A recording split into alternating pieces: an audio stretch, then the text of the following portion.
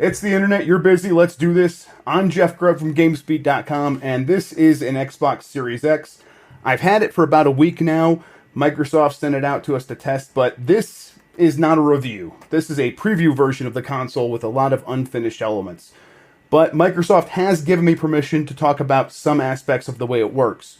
Mostly I'm supposed to focus on how the next-gen console handles backward-compatible games, but I can also talk about quick resume and the general flow of the user experience.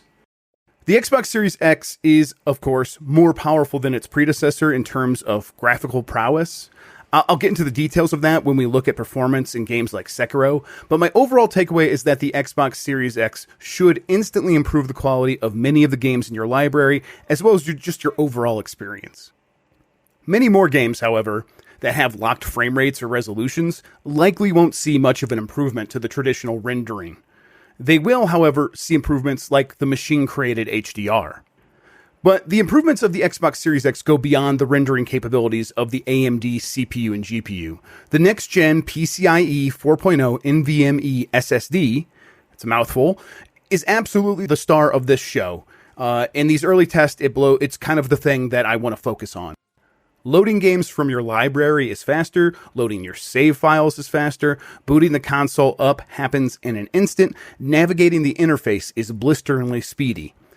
This is simply a better console to use than anything we've had since 2013, and anyone who plays on a console every day probably is not going to regret that $500 pre-order if you were able to get one. Let's go ahead and break this thing down, starting with a quick look at the industrial design of the Xbox Series X and the new Xbox controller. The Xbox Series X is handsome in a modern sense. You know how a lot of Hollywood actors are they all sort of like look alike, they blend together, right? They're all attractive, but they blend together. I think the Series X has that going on for it, where it is attractive, but it blends in with all of the other electronics in your house. At least that's been my sense so far. I know it looks strange, I think a little bit, just when I'm holding it up like this. It looks big and bulky and tall, but that stuff fades away real quick. I think it just tends to it's not something I thought a lot about once I had it on my desk. It's just going to blend in with everything else. I have it sitting on my desk over here most of the time, and I forget it's there until I specifically go to look for it. And then, like those Hollywood actors, if you look up close, you'll notice that this thing is actually quite attractive. The plastic case is sturdy and monolithic, and yes, it's attracting a lot of fingerprints, and I'm hoping I can wipe those away, but that's just my life. But like the concave vent is really nice. It reminds me of the Xbox 360, and as you go up and take a look at it, if you gaze in, you'll notice the green accents that are in each of these vent holes that really kind of gives it this neat effect, and you have to actually go up close to see that. So my biggest impression with this thing so far, though, is that it looks like it's worth $500 from the outside. Yeah, fingerprints are going to be an issue, but they're really noticeable under this this harsh light I have. In typical room lighting, I never notice it. I honestly never see it.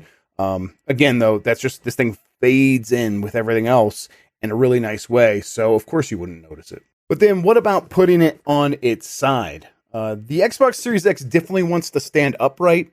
It's what I've noticed. Its design screams at you to set it in this orientation, but it should just work fine on its side.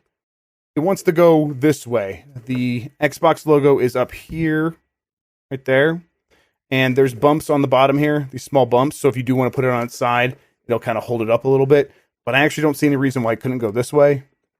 Probably not supposed to. I think it wants to exhaust heat out that way. Whatever, though.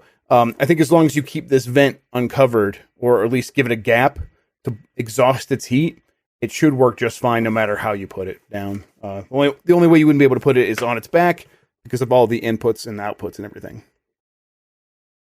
Also, there's this little stand, and I think you could probably take it off. I'm not going to try to take it off, though. I keep it upright, so I'm going to keep it on here. If you can't take this off, that's weird. I guess I should try to figure it out. Not right now. Let's talk about loading times. One of the biggest promises of the Xbox Series X is the speed of its SSD, and that is something that developers will take advantage of eventually. but in the meantime, it is a very noticeable upgrade when launching and loading backward-compatible games. I tested load times in games like Assassin's Creed Origins and Final Fantasy XV and No Man's Sky. I did some comparisons versus the internal storage on an Xbox One X, but I also tried external storage on the Series X. And what I found is that the SSD and the Series X's velocity architecture is always going to save you time. Loading Final Fantasy XV on the Xbox Series X took around 13 seconds. On the internal storage on the Xbox One X, that same loading sequence required longer than a minute.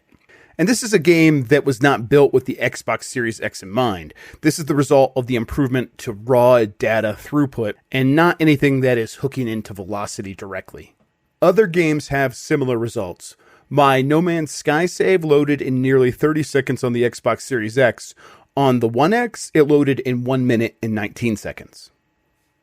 But the Xbox Series X isn't just great once you're in a game or ready to start something up.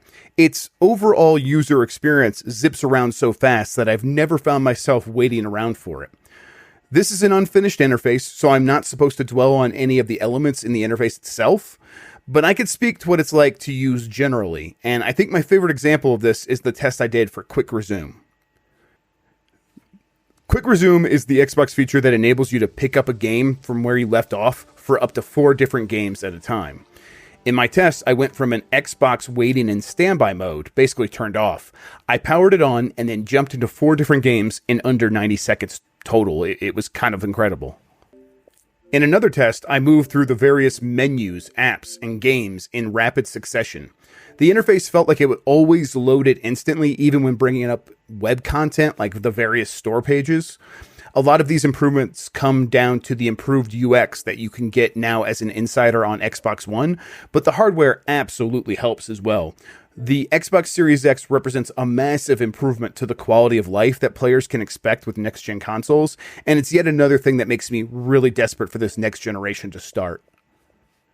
But as wonderful as the SSD is, it's also the source of a lot of anxiety for people. The Xbox Series X only has 1 terabyte of storage, and you'll need to spend $220 on a 1 terabyte expansion card if you want more. That Seagate expansion card, however, can also tap into the velocity architecture, so it takes full advantage of the speed in the next-gen hardware. This is thanks to the PCIe 4.0 interface that both the internal and expansion card use. Microsoft said it did it this way to give developers the confidence about the hardware they're developing for. Also, consoles are supposed to just work, right? So Microsoft is providing one solution that it is promising will function as intended. If you are the kind of person who wants to customize your storage, why aren't you playing on PC? I can kind of get this argument. But the Xbox Series X does support external USB storage in a limited capacity. You can play legacy games off of those drives, and you could store Xbox Series X games, and then you could shift them back to the internal drive or expansion card when you need them. And moving games from one drive to the other is pretty fast. I tested moving Assassin's Creed Origins, a 49 gigabyte install, back and forth and was pretty happy with the results. Moving Assassin's Creed Origins from the external USB 3.0 SSD that I've had on my Xbox One X to the internal SSD in the Xbox Series X took only 2 minutes and 18 seconds. Moving from an external USB 3.0 hard drive to the internal SSD took 7 minutes, 46 seconds. Now, moving something from the internal SSD to the external SSD took 4 minutes and 33 seconds. Again, that is very fast. And then moving from the internal SSD to the external hard drive took 10 minutes and 36 seconds. And that's a lot longer, but all these times are pretty good. So regardless of whether you're using a USB hard drive or a USB SSD, you'll likely get better results than re-downloading each game each time you need it. But an external SSD makes a huge difference. So then what about booting games from the SSD? To get the most from the Xbox Series X, even for backward compatible games, Microsoft suggests that you play games from the internal PCIe 4.0 SSD, or the Seagate expansion card, which is essentially the same exact thing. But if you do run out of room, you won't lose much if you use the external USB SSD. Again, thanks to the velocity architecture, a USB solid-state drive is significantly faster than a USB hard drive. The bottleneck is now the USB connection and not any of the I/O throughput inside the Xbox itself. This was the issue with both the PlayStation 4 and the Xbox One. I was able to load Assassin's Creed Origins in 10.77 seconds from an external USB SSD, which was only a smidge slower than the 10.15 seconds for the internal Xbox Series X SSD. A USB hard drive, meanwhile, took nearly 3 times as long at 30.22 seconds. Playing your legacy games off an external USB SSD doesn't seem like it's all that painful, but keep in mind that USB SSD drives are also expensive. I'm using the official Xbox Seagate Xbox One X external USB SSD. Man, a lot of mouthfuls in this read through. And that sells for $120 for 500 gigabytes. A 1 terabyte Samsung T7 drive with similar performance sells for $230. Both of those are more expensive per gigabyte than the Xbox Series X expansion card, and both will have worse performance in the long run, absolutely. Now, the Xbox Series X is definitely the best place to play backward compatible games, the loading times alone, but let's also talk about performance. The Xbox Series X is much more powerful than the Xbox One X, and this is something that backward compatible games can take advantage of. These benefits are more noticeable for some games compared to others. If you have an old game with an unlocked frame rate or dynamic resolution, the Series X is going to crush that. It's going to be really, really nice. But almost every game should have some improvement, even if it's just the aforementioned loading times, or maybe something like the programmatic HDR. Let's start with Grand Theft Auto 4, which is a really good example because it has an unlocked frame rate, although it won't go above 60 frames per second.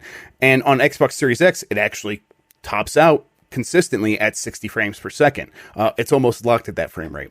You get the feeling it could go even faster if it weren't for that hard cap, but this is definitely about 25% faster than the average of around 48 frames per second for GTA 4 on the Xbox One X.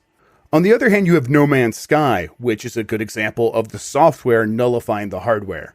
The game is locked at 30 frames per second on Xbox, so even with extra horsepower, you get a locked 30 frames per second on Series X or One X, it doesn't matter. Final Fantasy 15 is interesting because it has always had a lot of graphics options for a console game. I tested it out on its light mode, which prioritizes frame rate over graphical effects and resolution. It also unlocks the frame rate, and it enables the Square Enix role-playing game to run right around 60 frames per second on Xbox Series X.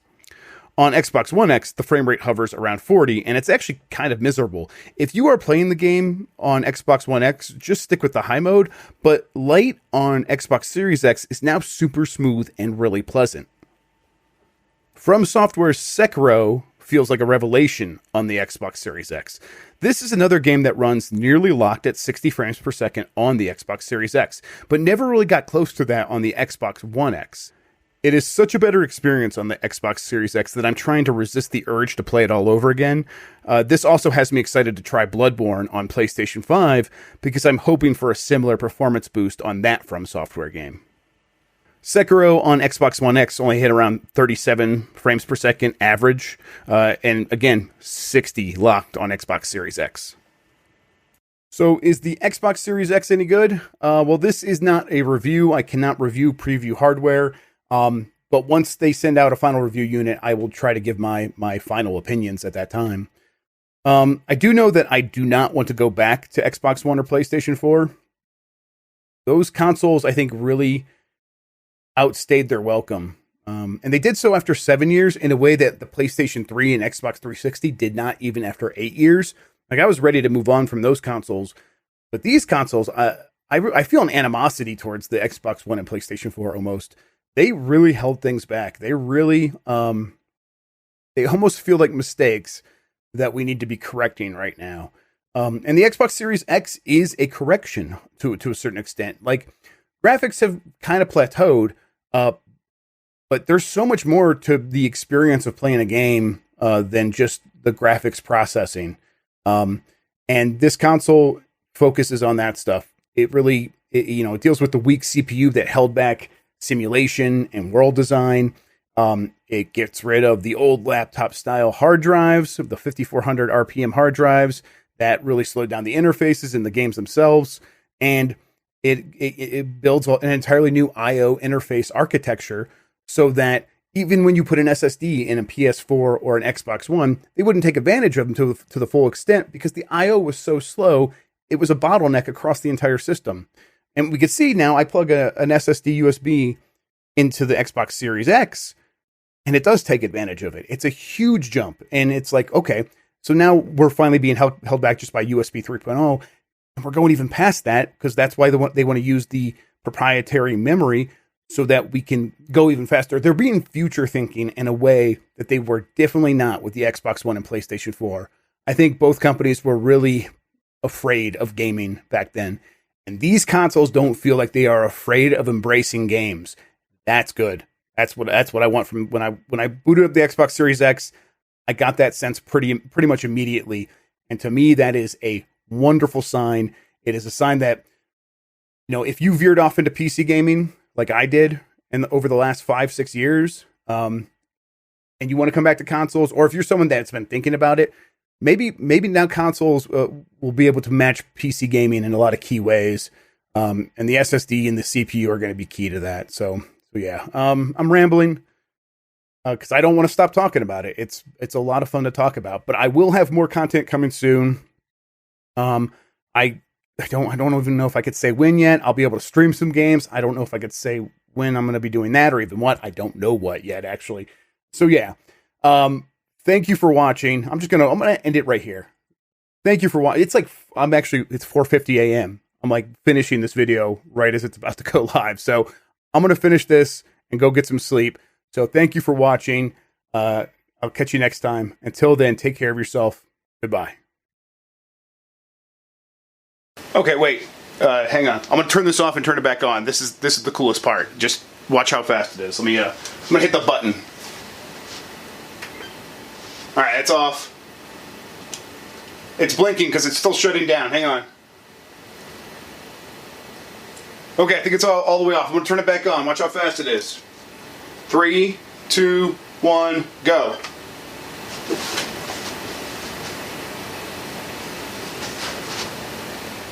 SSD.